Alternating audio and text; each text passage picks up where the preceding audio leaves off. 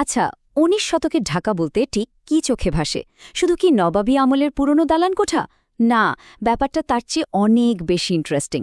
এটা ছিল একটা সত্যিকারের গ্লোবাল ভিলেজ, যেখানে ইউরোপের নানা দেশের মানুষ আসত নিজেদের ভাগ্য গড়তে, আবার ভাঙতেও।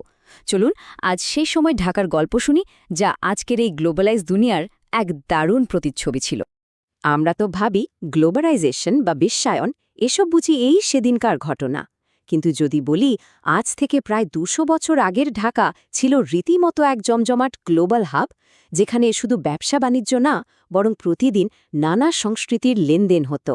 সেই ঢাকাও ছিল আজকের মতোই বৈচিত্র্যময়, কিন্তু তার গল্পটা ছিল একদম অন্যরকম।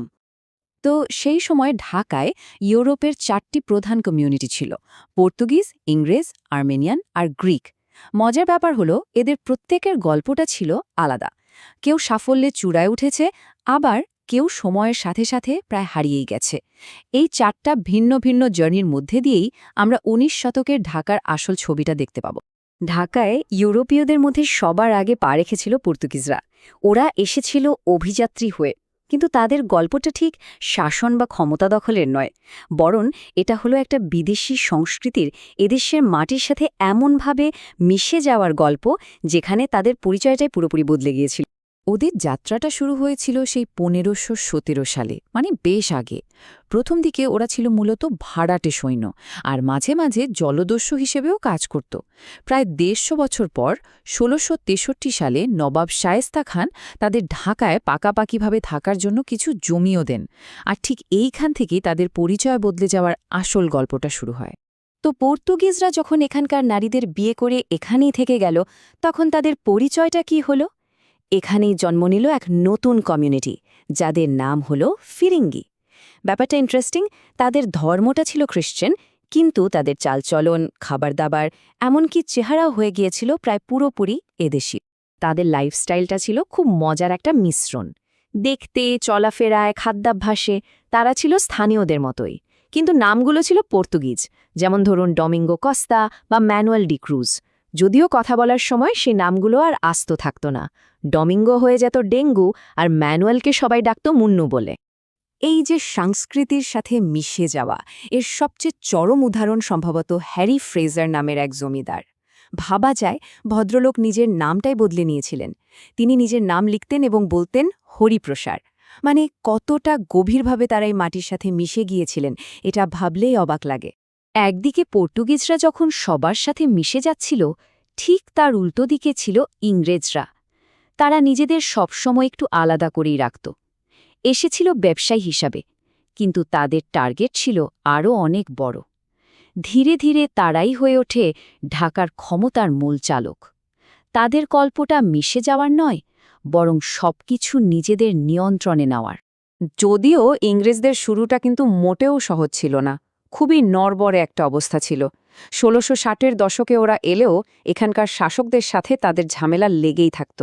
একবার তো তাদের ফ্যাক্টরি, টাকা পয়সা সব কিছু বাজেয়াপ্ত করে নেওয়া হয়েছিল। মানে তাদের ভবিষ্যৎ ছিল বেশ অনিশ্চিত। কিন্তু এই সব ঝামেলার মধ্যেও পর্দার আড়ালে এমন একটা পরিবর্তন হচ্ছিল, যা শেষ পর্যন্ত তাদের ভাগ্য পুরোপুরি ঘুরিয়ে দেয়। আর সেই পরিবর্তনটা আর কিছু নয়, তাদের জনসংখ্যা।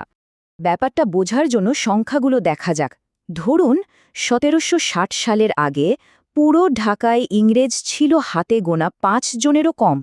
প্রায় ১০০ বছর পর ১৭৭৮ সালে সেই সংখ্যাটা বেড়ে দাঁড়ায় মাত্র ৩৭ জনে।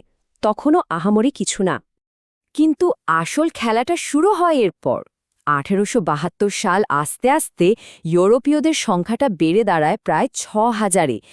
এই একটা সংখ্যাই বলে দেয় যে ক্ষমতার পাল্লাটা ততদিনে কোন দিকে হেলে পড়েছে। একদিকে যখন ইংরেজদের সংখ্যা আর ক্ষমতা দুটোই তরতর করে বাড়ছে, ঠিক তখনই ঢাকার আরও দুটো পুরনো আর এক সময়কার প্রভাবশালী কমিউনিটির সূর্য ডোবার পালা। এরা হলো আর্মেনিয়ান আর গ্রিক বণিকরা। বলা যায় এটা ছিল একই মুদ্রার অন্য পিঠ। যে আর্মেনিয়ানরা একসময় ঢাকায় দারুণ প্রভাবশালী ছিল, তাদের সংখ্যা কমে দাঁড়ায় মাত্র ১২১ জনে। আর গ্রিকদের অবস্থা তো আরও খারাপ। তাদের সংখ্যা নেমে আসে মাত্র ১৪ জনে। এমনকি তাদের গির্জাটাও বন্ধ হয়ে যায়। ইংরেজদের উত্থানের ছায়ায় এই পুরনো বণিকরা যেন আস্তে আস্তে হারিয়ে যাচ্ছিল। কিন্তু সংখ্যা কমে গেলেও তাদের প্রভাব বা স্মৃতি কিন্তু পুরোপুরি মুছে যায়নি। যেমন প্যানিওটিসের মতো কিছু গ্রিক পরিবার তখনও বড় জমিদার হিসেবে টিকেছিল। তাদের হাত ধরেই এই কমিউনিটিগুলোর স্মৃতি ১৯ শতকের ঢাকাতে কোনো মতে বেঁচেছিল।